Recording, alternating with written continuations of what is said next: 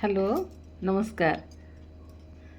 आज मु प्रणाम शब्द उपरे आपण मानकु किछि कहिबा पई जाउछि।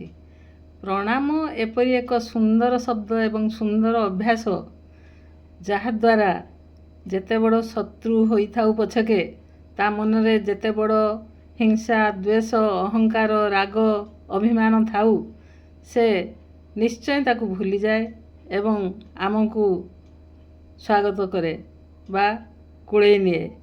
तेणु प्रणाम एपरि एक अभ्यास ताहा द्वारा समस्त मन को जिणी हुए, राग क्रोध को शांत करी हुए।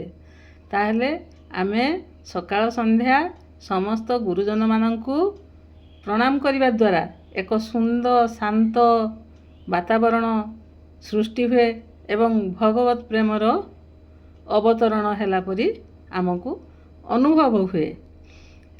प्रणाम द्वारा आमे जहाकू प्रणाम करू से व्यक्ति जनक निश्चित तांकर हाथ स्थिर करी रखी पारिबे नाही।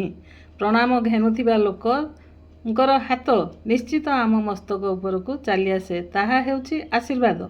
प्रणाम द्वारा घरे एक सुस्थ शांत वातावरण सृष्टि होई पारे।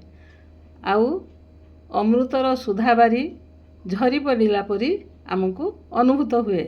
तेणु आमे गुरुजन माननकु सकाळ संध्या प्रणाम करिबा उचित। मु मोर परशर्ट रे कविता रो शीर्षक प्रणाम विषय रे कविता पठन करिबी। धन्यवाद।